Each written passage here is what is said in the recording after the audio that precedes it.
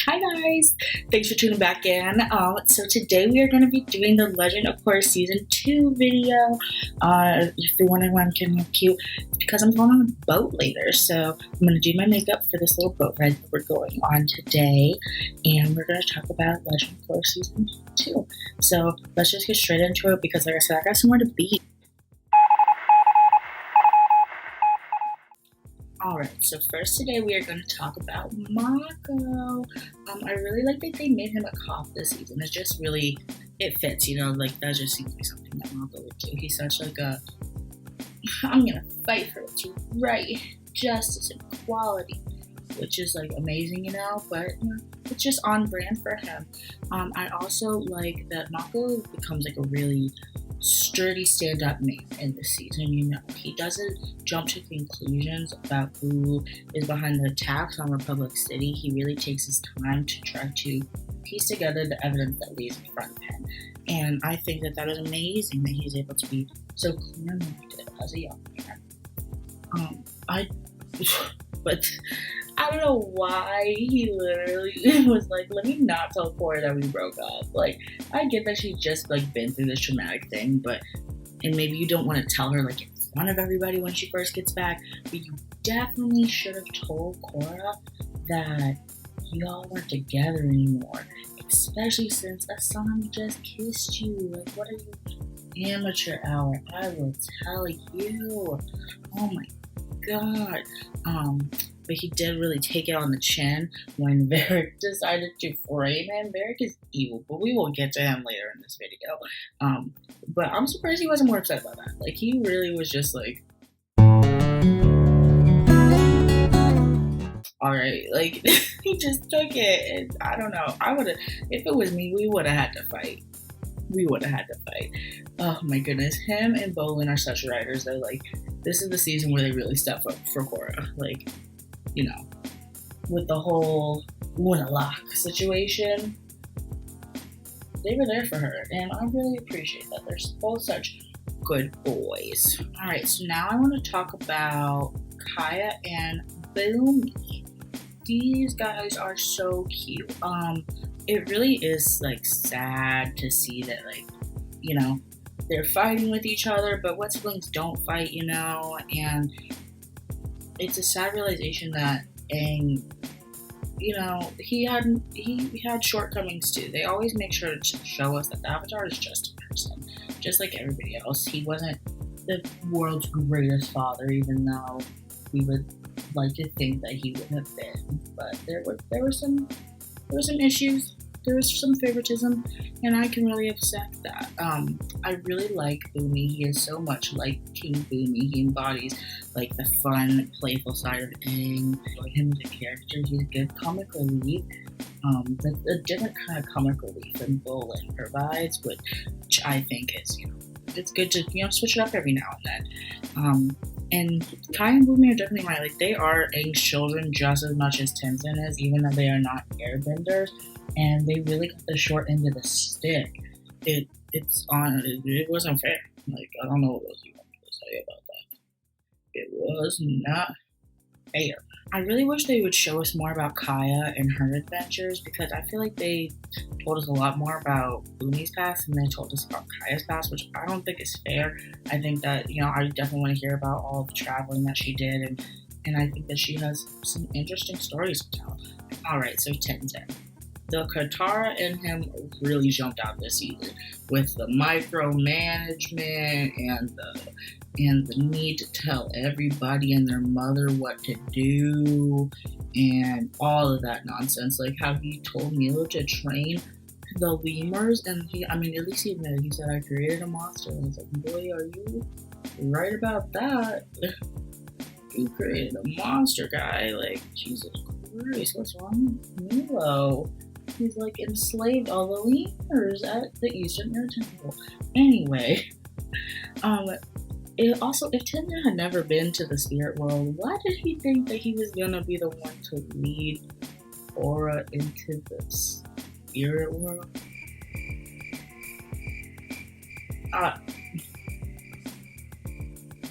Anyway,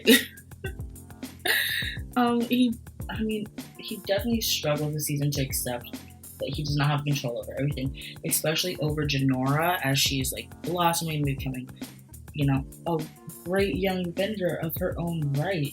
He struggles to accept this, and I get it, like Janora's his baby, but this is also just his personality trait.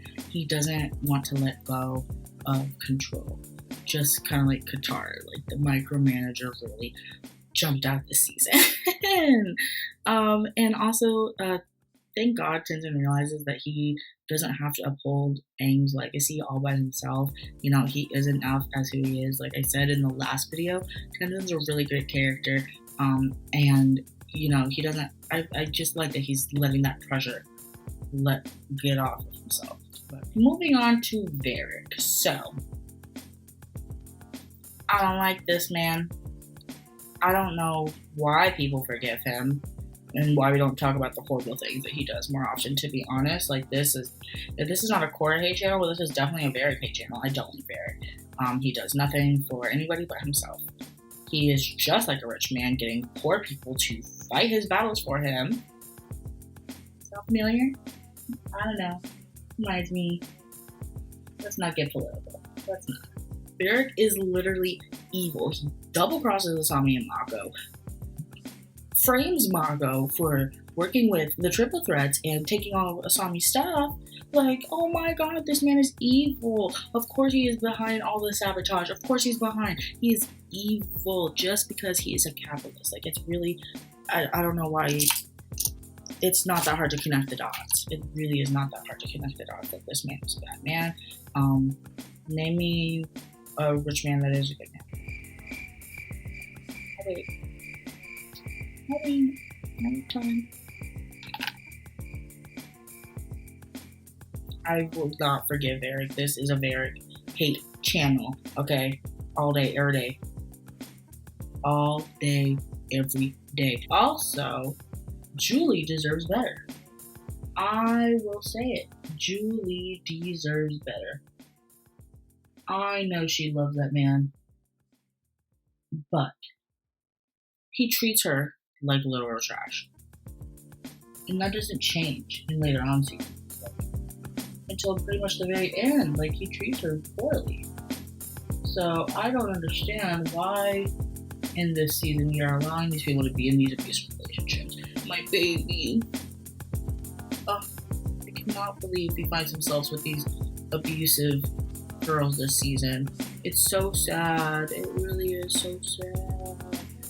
With Eska. Eska's not even a fun emo to begin with. So I don't know. Like, if we were, I love a good emo.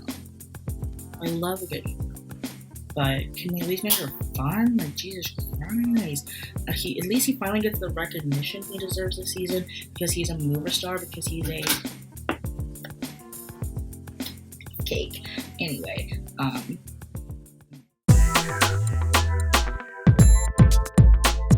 I need to stop simping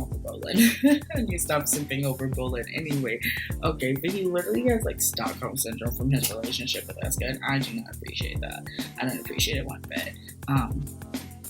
But I'll treat you right. Hit my line, baby. I know I said I wasn't going to talk about products, but this e.l.f. poreless face primer is honestly so nice, and it's cheap, and e.l.f. is unproblematic, so let me not say that. Just watch e.l.f. do some stuff and embarrass me, and then I gotta come make an apology video. That's not what I'm on this platform to do. Anyway, moving on. So now it's time to talk about Korra. This girl was taking L's all season long. Oh my goodness. All in one episode, she lost Janora and was forced to open the northern portal. All in one episode.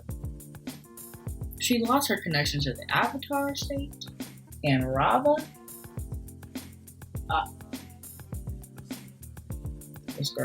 This girl, I told y'all, this is not a Korra hate channel. But like, she just be on my nerves. He literally took one of the biggest L's of Avatar history and then sat there sulking for like 10 minutes.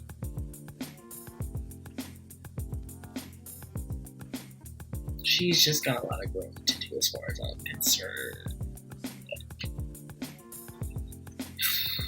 Anyway, like, Jeff also caused the majority of the fights between her and Mako that led to their relationship crumbling. She keeps flipping out on him, and he finally got tired of it. I thought they were going to be a cute couple, but it turned out it was just kind of toxic, so they can both leave that relationship and grow as people separately and still be friends, and I like that they do that. I will say, while Korra messes up a lot this season, she also has changed the course of the world in a very powerful and significant way. And she also learns how to make her own decisions in this season and not be led by Tenzin or Varrick or Unalaq or even, not even the past avatars anymore. Like, she really has to learn how to stand on her own and how to make her own decisions. And I think that that's positive because I think that it will help her to grow. Jinora. This is definitely a Jinora stan account. Cue Jinora fan account.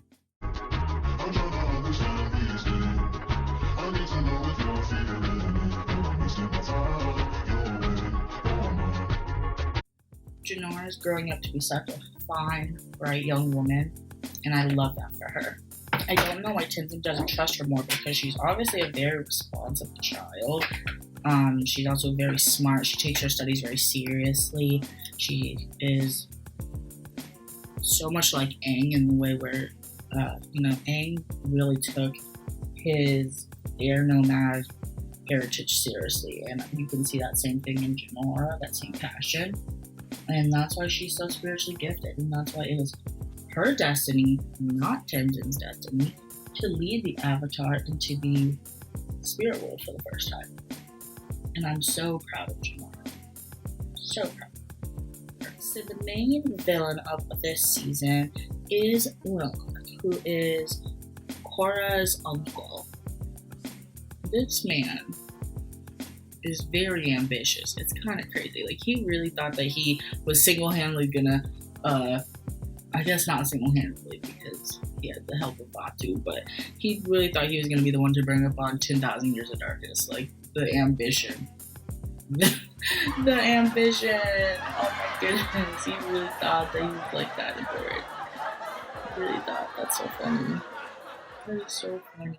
That first red flag is he took Korra all the way to the South Pole, literally without even like telling her about the whole spirit portal situation. Like, they were pretty much there by the time he decided to like tell her what was up. Didn't that seem odd to anybody? Or was that just me? I don't know. I also just don't trust men, so. Unalaq clearly wanted Korra to stay neutral in the whole civil war between the tribes because he wants the war to continue to help with bringing the negative energy, like the he's trying to fuel Batu. He's trying to bring Batu power, causing chaos and destruction. And the North and South Poles are like two of the most spiritual places in this world. And so what better way to bring upon spiritual chaos than a war between those two places? Contoured my nose too much. We don't have to powder this. Ooh, ooh, ooh, ooh. I think it's just men. Like, they just struggle to know that they cannot do everything. It's not all about them. Alright, so I actually did a little bit more with my eyeshadow, put my lashes on, and now I'm going to do my lips. But anyway, so I wanted to come back and tell you guys my overall thoughts. I really love the way that they tell us the history of the first Avatar in this season. That's something that I've always really loved about this universe that they've created, is all the cinematic lore around characters and the origins of everything, and I just really enjoyed it. But just like a man to get involved in something that he shouldn't be. I again, a round of applause for the animation team. They did amazing. That scene where Tenzin and Kaya are coming down the waterfall is just beautiful. Absolutely beautiful. So, like I said, round of applause. They really just continue to outdo themselves. This season's pretty amazing because Korra changed the world this season. She's opened up both the spirit portals, and now people are able to just go back and forth between each other. I think that's pretty amazing. So round of applause for Korra for doing that. Like, I think that while she might quite be the most annoying avatar, she also is possibly the most influential because of just the impact she's had on the world in such a short time.